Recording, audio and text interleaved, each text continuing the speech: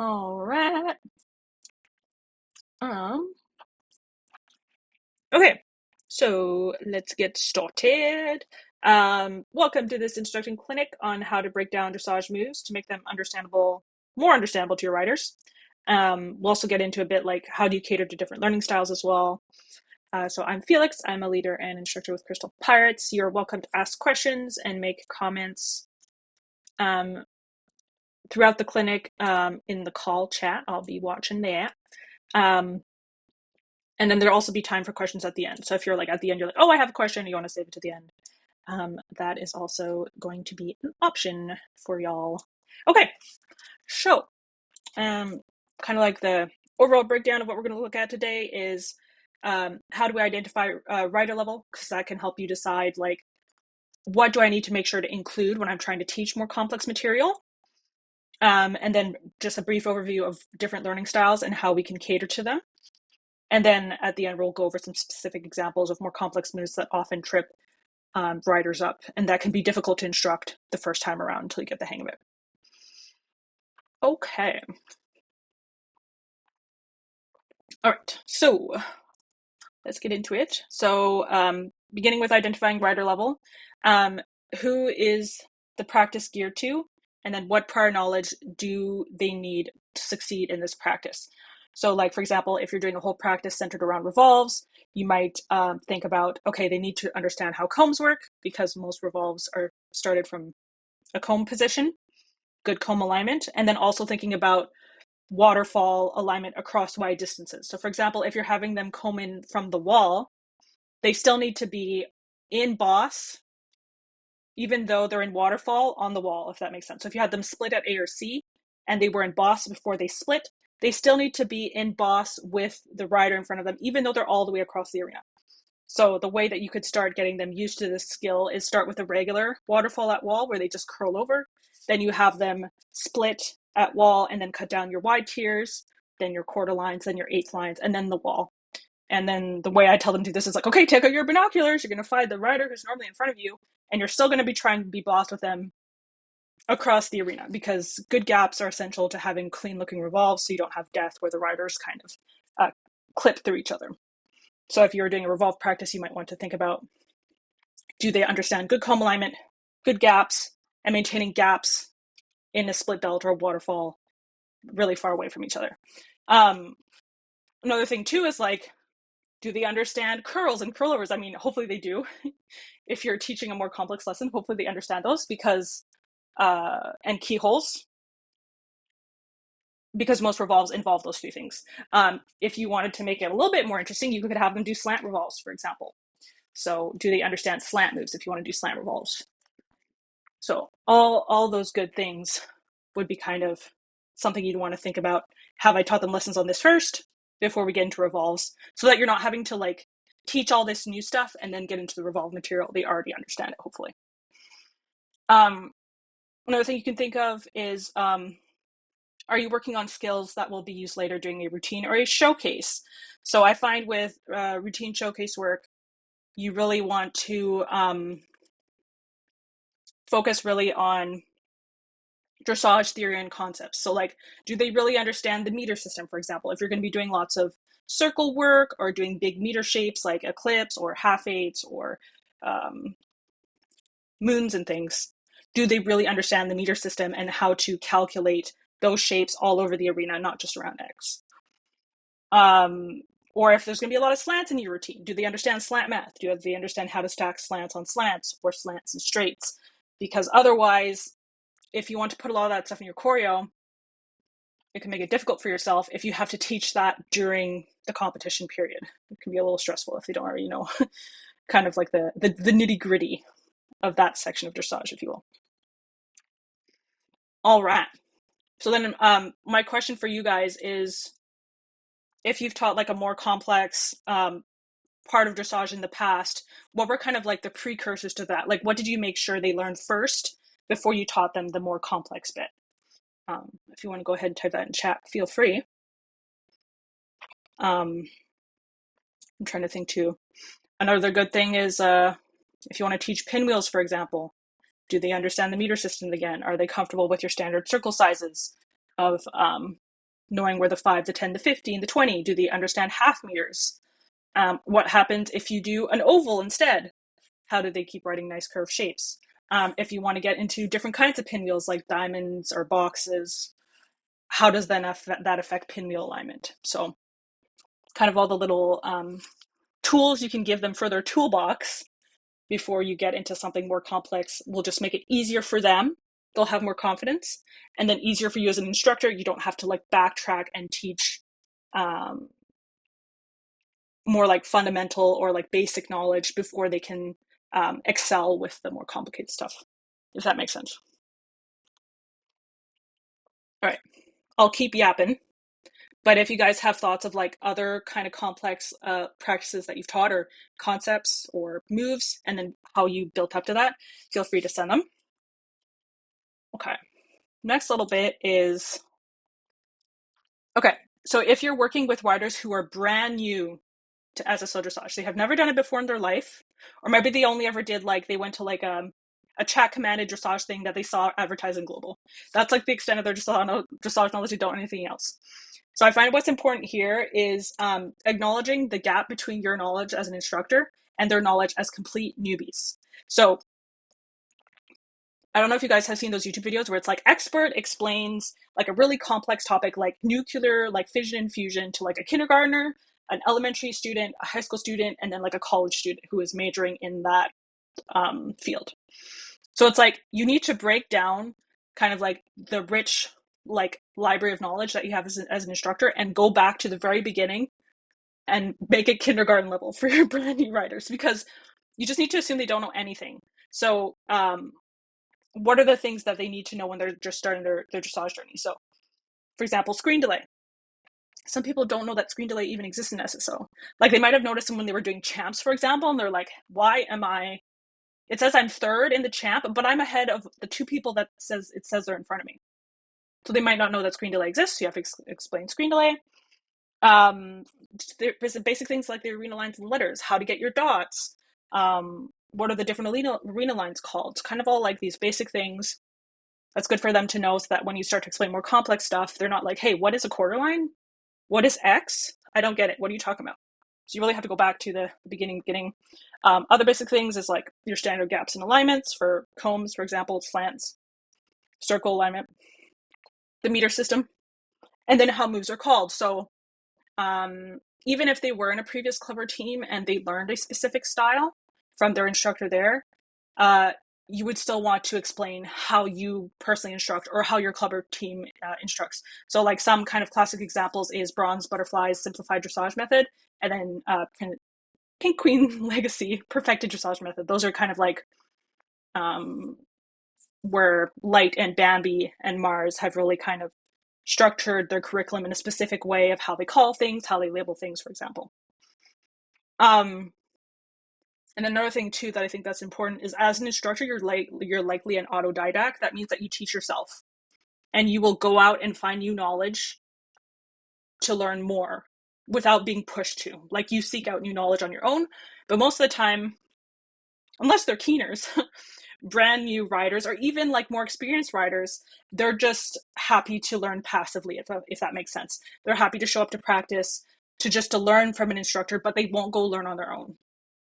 So you also have to think about it that way, like all the hours of instructing that you've done, and even when you've ridden line or you've gone to other clinics or lessons outside of your Clever team, you're doing all this extra learning and you need to pass that knowledge on, and you kind of have to always assume that they don't know everything that you do.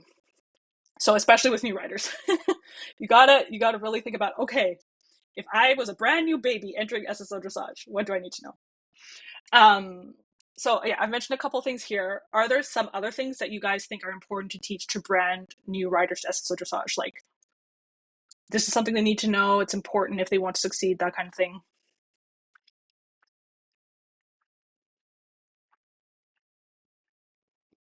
I see people typing. Yippee.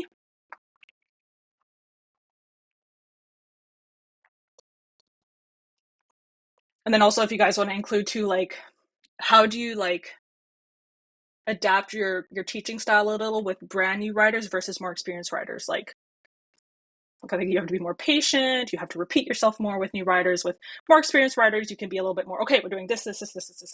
Okay, let's go.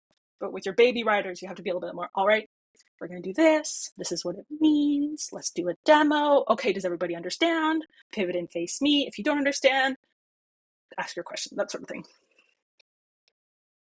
Being able to focus on yourself and not watching the other riders for what to do next, like Wilma said. Yep, I think that's great. And that also kind of ties into screen delay too. You don't want to wait for the other riders because you'll be behind. Yeah. So I think at first, yeah, kind of like think about what you're doing first, and then kind of like thinking about your teammates, how are they moving in the arena, especially as you get into like alignment and maintaining gaps and stuff. But yeah, don't worry too much about the others. Kind of think about what you're doing first. Zrodig says, definitely camera angles. Being able to watch others but not pay total attention to them so you can still do your moves properly. Yeah, camera angles are so important. So like something that Toilet, the owner of Crystal Pirates, taught me is I didn't know you could do this. I don't know how I never knew. You can zoom out your point of view to be super big, and I find that so helpful for circles, any big shapes, because it allows you to see more of the arena. And I did not know that was an option. It was a whole new world to me, like in the Aladdin movie. Changed my life. Um, so yeah, all kind of like these little things that you know kind of instinctively as an instructor or like a more experienced dressage person, and all these little tips and tricks that you can pass on to your, especially your brand new baby riders, but even your more experienced riders.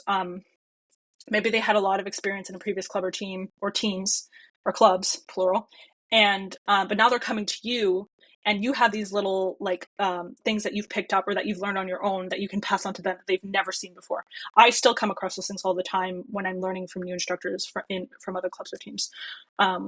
Whereas Wilma knows in Crystal Pirates, we tend to go a little experimental and conceptual with our most advanced group of writers, and we start getting into like the weeds of like pushing the boundaries of doing really silly stuff. So yeah, it's a lot of fun. Okay, beautiful. All right, let's talk about learning styles quickly. Yeah, pinwheels for sure. So the way that I think about my learners is I think about three kind of broad learning styles. You have your auditory learners. These are people who learn best by listening. So they're good at visualizing things in their heads, or they already have a good grasp of dressage fundamentals, so they can just listen to you explain a move, and they can kind of already imagine in their head, okay, this is how it's going to look, this is what I need to do. I find too that this learning style benefits from the use of analogies. So for example, with fish and ribbon, I think about fish as like got a little school of fish, they see a shark, they're like, oh my god, a shark, they turn around, and then they swim away diagonally from the shark, to confuse them a little bit. That's fish. With ribbon, you're tying a little bow with your shoelaces, and then the end of the shoelace is facing diagonally in front of you. So those auditory learners can often benefit from analogies, like little memory aids they can use. Your visual learners, they learn best by reading or using diagrams or other visual aids. The SSD website now has moving diagrams, which is really nice for people who like kind of like that more visually engaging material. And they can also be self-taught. They can just read a move definition and again kind of visualize in their head, or look at a diagram and visualize in their head what that needs to look like. These people too, sometimes I find that visual learners maybe aren't so good at listening. Maybe they have an auditory processing thing. So if you type the move into SSO chat for them to read, especially when there's a lot of steps or your odds and evens are doing different things, or if you have in your Discord server say like, okay, this is a lesson we're doing today, these are the moves, their definitions, and then if you have diagrams, you can throw them in too, so they can kind of follow along in the Discord server as you're explaining. They have like you talking, and then they also have the visual aspect as well. And then finally, you have your kinetic learners. They learn best by being actively engaged in the material they are learning. So they really like demonstrations, so watching somebody else do the move, or they follow a stronger rider through a move. So for example, if they're really not understanding like brand new baby riders keyholes, sometimes that really trips them up. So start with the demo. If they're like, I still don't get it, have a stronger rider do the keyhole, or you do the keyhole, and they follow you through it. Like they're NTT with you or boss with you as you do it, and sometimes that can really help them. Or you can use pivots, things like that as well. Cones in the arena. If you have you leave your horse and your character on foot as a cone, or your stronger riders are cones, so they can kind of go, okay, this is what I need to be doing. What I find too with kinetic learners is sometimes they may have difficulty with spatial awareness. So their rights and lefts get mixed up. So you can say, okay, your saddlebag, if you put it on your horse, it's always on your right side. Or they can take a sticky note and put it on their monitor on the left and the right, and they write L and R, or left and right. Or you can say, okay, at the end of this move, we're going to be in a comb heading towards B. If their lefts and rights are really no bueno, they can't keep track of them. You can instead say the wall letters. Sometimes that's helpful, sometimes it's not. But I'm sure you guys know, as you work with your members or your riders, you kind of learn their little quirks and what kind of pointers or reminders they need from you to succeed in the arena. Okay. So my question for you guys is, what are some times where you've adapted like a dressage explanation to suit a rider's unique learning style? So if you had somebody struggling a little, how did you change the way that you were explaining the move or the concept to help them understand better? One recent one that actually Toilet and I came up together with is we were doing circle alignment, and some of the Pookies were having trouble with that. So instead we started with having them comb across the arena with a partner, and then their goal was to be passing the center line at the trot as their partner's nose was reaching the center line. So it was still trot comb alignment, but with partners going towards each other. And then we put that on the curve shape of the circle, and it's still the same concept, even though you're riding on a curve shape. As your tail passes a circle point, your partner across his nose is reaching that circle point. And then we switched it to you had just one anchor in the circle, and everybody based their alignment off that one anchor person, regardless of where they were in the circle. So how can you like change up the way it's explained? Because everybody learns differently. Everybody's level of knowledge is different. So what are the ways? And I find it challenges you as an instructor as well, kind of coming up with new methods. Okay, that's a good one. So Zrodik says for slants, we made a saying that we repeat while we call it ribbon up, fish down, with up being in front of you and down being behind you. Yeah, that's great. Also, too, I find that sometimes you can also say like in, out, away, towards, different combinations of words sometimes you need. Lila says, a lot of my members are very new to dressage, so I taught them in steps to take them one at a time to build their confidence for the move. Yeah, as when you can break down a more complex move into small parts, that's definitely helpful. And then Wilma says, one of my riders was struggling with Firefly from, I think that's Emerald Hunter's Wilma, dictionary. And they were in marching band, so I said, think left, right, left, like you're marching in a line. Oh, that's a great example. Yeah, if you know a little bit about their hobbies or their interests, you can kind of try and relate it to that. And sometimes that's helpful, for sure. One of the things that I use is if you've ever played like soccer or football or field hockey or basketball, anything that's on a court or a field that has like the lines drawn, especially the circular, the curved lines, I imagine that when I'm doing circles so that I'm riding a nice curved line between my dots. I'm not running a straight line. It's not a squivel. It's not a diamond. It's a circle, you know? That's what we want. Yeah, awesome. Okay, next. So let's get into some specific examples. So when we're getting into more kind of like advanced territory with dressage, but even you can apply this to your more fundamental or beginner intermediate moves. How do we break them down to make them easier to understand? And then how do we apply dressage theory as well? Because if they're grounded well in theory, then as they learn more difficult and complex moves, the theory should kind of underpin that and help them learn more easily, ideally. Sometimes it's successful, sometimes it's not, but that's kind of the hope that we have. All right. So one example is slants. A lot of people get stuck on slants because straight lines make sense, but diagonal lines, what? I don't get it. So firstly, what I find helpful with explaining slants is you take your core moves from kind of like the beginner section of the dictionary, which is your curl, your comb, your curl over, your keyhole. If you take those 4 pieces, you're cutting a circle into 4 quarters.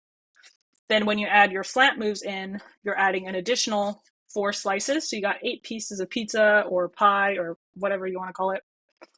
Um, so then you can relate to like your comb is a quarter pivot, your curl over is half pivot, your keyhole is 3/4 pivot, and then your curl is a full pivot. Then once you added your forward slant is 1/8, back slant is 3/8, fish is 5/8, and ribbon is 7/8. So kind of imagining it this way has been helpful for me in explaining in the past.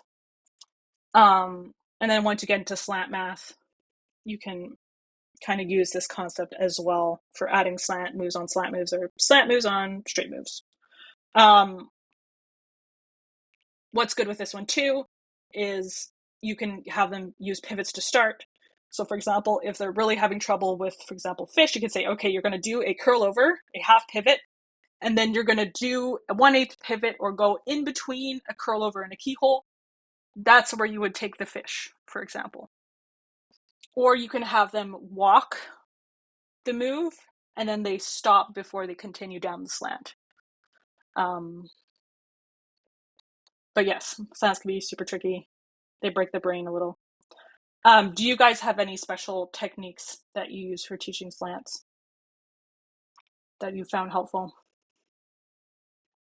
I also encourage people to literally walk the slant. So if you're at your desk or whatever, get up and then walk the shape out to think about which direction you need to be going. For your kinetic learners, that might be helpful because their body is literally doing the movement. Or if you have like more visual learners, if they can draw their own diagrams, that's also nice. Like if they have dotted paper or graph paper, drawing their own diagrams can be helpful.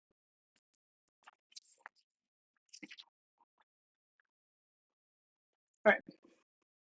Well, you guys are tippity tapping.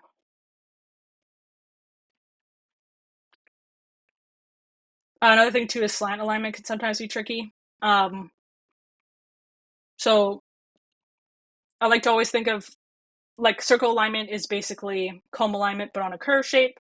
Slant alignment is basically comb alignment but on the diagonal line. So you still want to think about being, for example, NTT ahead or your tail in front of your lead's nose at the trot, but you're working on the slanted angle. So you can show them with your turning your camera like you would in a comb to check alignment with your lead. You still do that in a slant, but you're looking parallel at A or C. That's a good point, Zrodek. Haven't found a way to easily teach slants. Having you have them watch the more advanced riders. Demos are always great because slants, like your brain is like, I don't get it. Why are we doing this? Why are we going this way? But if they can watch somebody do it, is super helpful. Um, Also, too, anytime you can slow the move down to a walk, that's really nice. It gives them more time to think about what they're doing. And then once they're more confident, you can build up to the trot, the canter, etc. All that fun stuff. Okay, next. All right. Another thing that trips people up a little bit is riding meter shapes or the moon shapes, especially when you take them away from X. Because a lot of the times you learn about circles just around X, but what happens when you move them away from X? So this is where having a good understanding of your arena, so your arena lines, center line, the wide tier, quarter line, eighth line, the wall, and then your wall letters, and then just your meter lines as well, 5 meter all the way to the 35 meter, can help you identify where is my new circle or my new meter shape if it's not around X. You can label your points and then the center of your shape in relation to your knowledge of the arena. What I find helpful too when teaching these is that don't have your riders follow each other. I mean, you can to start, but have them do each do their own individual shape. So for example, if we were starting out with our quarter moon, each rider would take a dot on B wall or E wall, and then they would each do their quarter moon from that position. So they can't just follow the person in front of them. They have to think about, okay, a quarter moon is half of a 5 meter circle. So if I'm starting on B wall, the center of my quarter moon is going to be on the eighth line, and then I'm going to exit the shape 2 quadrants or 2 dots away from where I am currently. You can also think of it as like a big curl over, all that jazz. And then once you get into your other big meter shapes, like your half eighths, eclipse, that sort of thing, where you're connecting a bunch of moons together, essentially, or circles together to make a larger shape, I highly encourage that you have them do it off X. So they have to think about, where are my points? What dots do I need to hit? Instead of telling them, have them calculate it by themselves. Now you have somebody really struggling, then you can put cones out, like you be a cone, or have a stronger writer be a cone, or have them follow a stronger writer through the shape like once or twice, and then they do it by themselves. And then what I've also found helpful recently is that the pirates and Crystal Pirates told me that me saying quarter moon, they would forget what it was. So I've started saying like a 5-meter quarter moon, so they can relate that to a 5-meter circle. I'll say a 10-meter half moon, a 20-meter full moon. That way it's a little easier for them to remember, how big is the shape? It is in relation to this size of circle. It makes it a little bit easier to remember. And then my question is for you guys, if you've taught the meter shapes before, the moons, or like your eighths or your eclipse, that sort of thing, have you used any special techniques to teach them? Or is there ways that you make them easier to understand for your writers?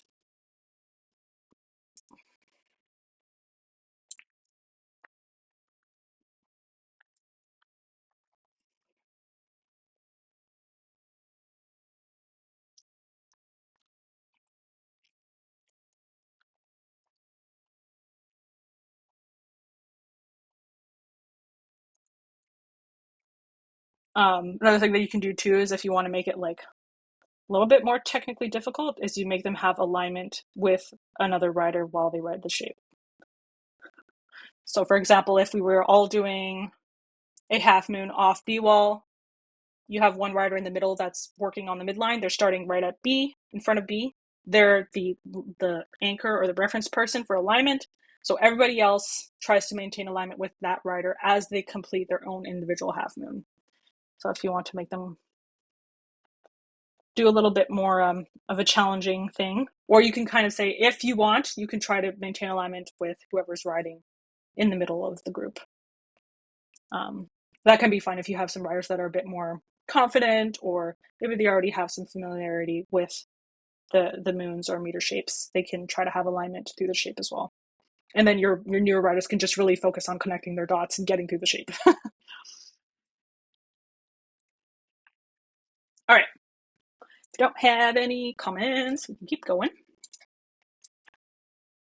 So what do we do when we have a move that has several different steps? How do we break it down to make it easier to understand? So the example I have here is roar, which is where you have 4 goes. And then when you're just reading the definition, it can be a little confusing. So with your first go being a ribbon wave, your second go being a fish outwards, your third go being a half revolve, and then your fourth go being a keyhole away from lead. If you just read that out to your writers, or they read that themselves, they're probably like, what am I supposed to do? I don't get it. So how can you kind of break each go down to make it more understandable? So what I wrote here is your odds will ribbon left, ending in a forward slant going right. And then, did I not do this diagram correctly? I didn't. They're flipped. Okay, Felix, you're fired. Um, the green should be in front of the coral. That's my bad. While your evens would ribbon right, ending in a forward slant going left. And then for your second go, your fish outwards, away from the other line or the other group. And then the end result is a comb heading in. Thank you for the unreliable woman.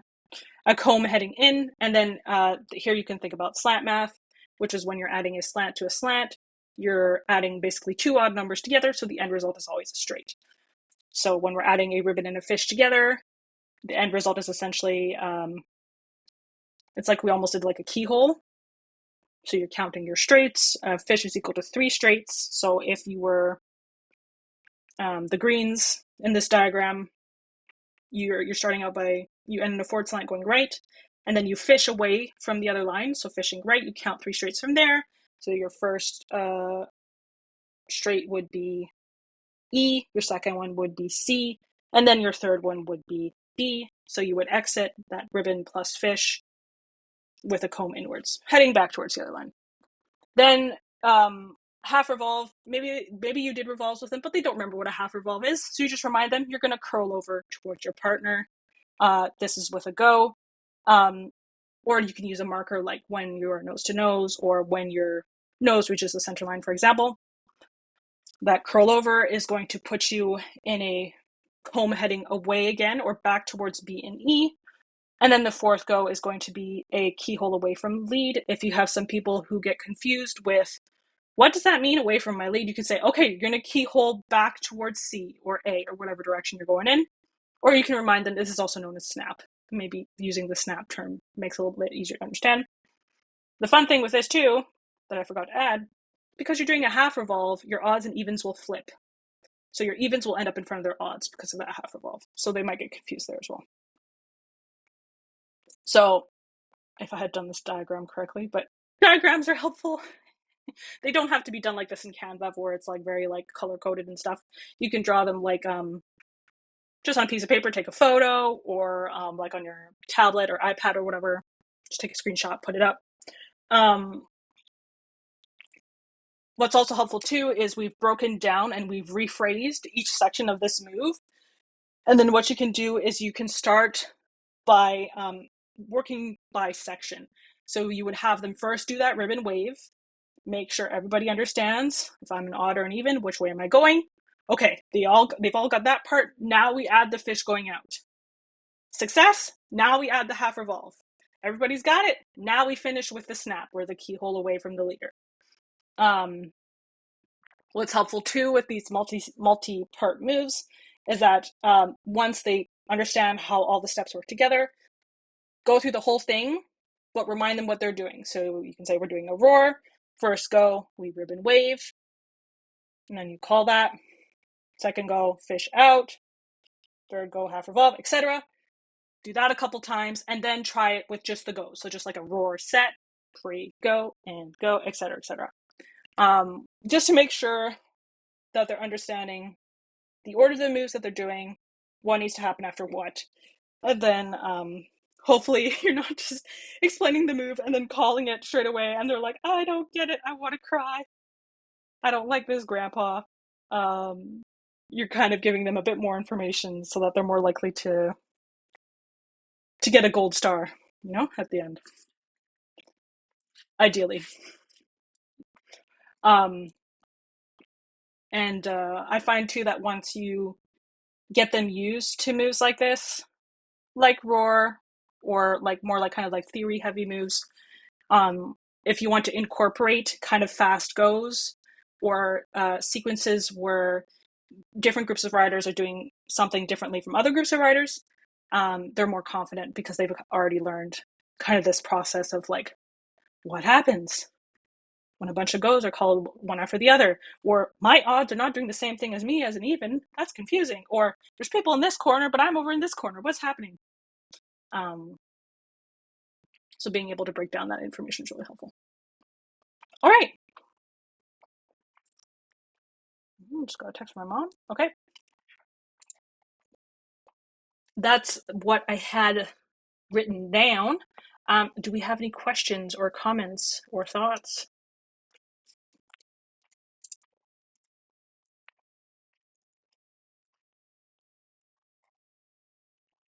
Are we all good? Okay. So Zrodek says, for identifying a rider's level, if they have done dressage before and they say they are advanced or intermediate, but they don't know some moves that are listed as beginner for your club, how would you go about that? That's an interesting kind of quandary to deal with. So there's several different ways you could handle this. You could have like a dressage test for new members, like maybe as part of the trial period, or when they apply, they have to take a dressage test, and then you can kind of go like, okay, on your application, you did say you're this level, but according to our club standard, you're actually this level. Or another option is that any new rider that joins starts as a beginner, regardless of their previous experience. If they are really an advanced rider, they can get through your beginner lessons at a reasonable pace. And if you have a beginner test at the end, they should be able to take that no problem. So that's an option as well. Everybody starts as a beginner. It could be too that you have like a specific method unique to your club, or you call things a certain way that is not common. So they would need to learn that anyways. But if you have like a club that caters more to like you need to be advanced at the advanced level to join, maybe a dressage test is a better idea, and they need to show that they have a strong understanding of kind of like the majority of the dictionary and a good grasp of theory. Otherwise, it's going to be a struggle for them. Or you would have to like maybe bring them in as like a junior member or something, and they have to learn a little bit more before they can ride with the more advanced group. Because people too, like everybody quantifies beginner, intermediate, advanced differently. So it could be in their previous club they were really advanced, but in your club they would be considered beginner. Or just they're like in a weird kind of like liminal space between beginner, intermediate, um, where they took a long break and they forgot a bunch of stuff. That's also possible.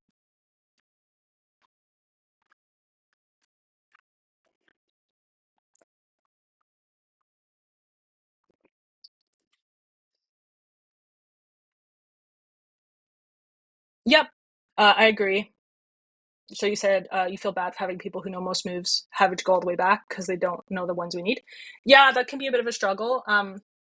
It could be too that like if you have like an open server or like a website for your club, you kind of list these are like the moves or concepts that you need to know if you want to like join our club, or um, these are kind of like the foundational things that are important.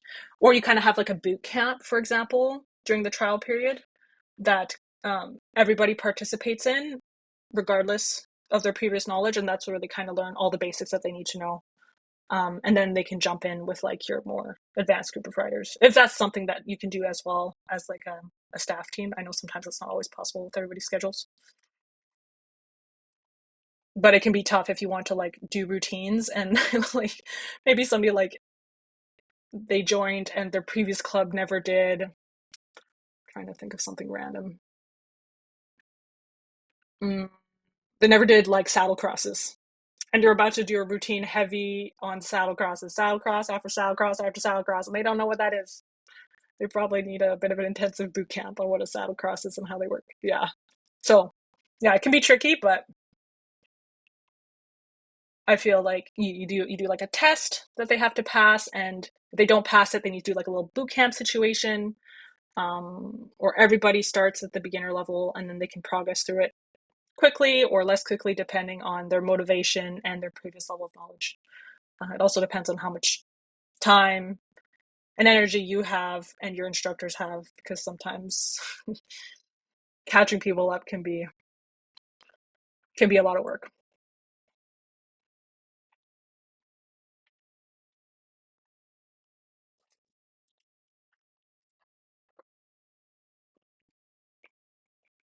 Okay, awesome. Yilma, do you have any final thoughts? Are you Gucci?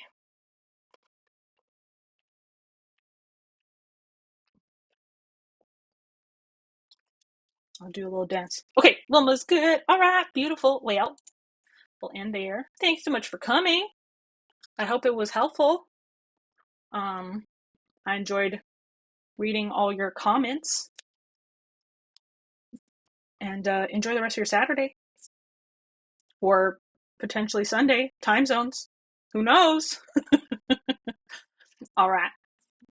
Have a lovely rest of your day. All right. Goodbye.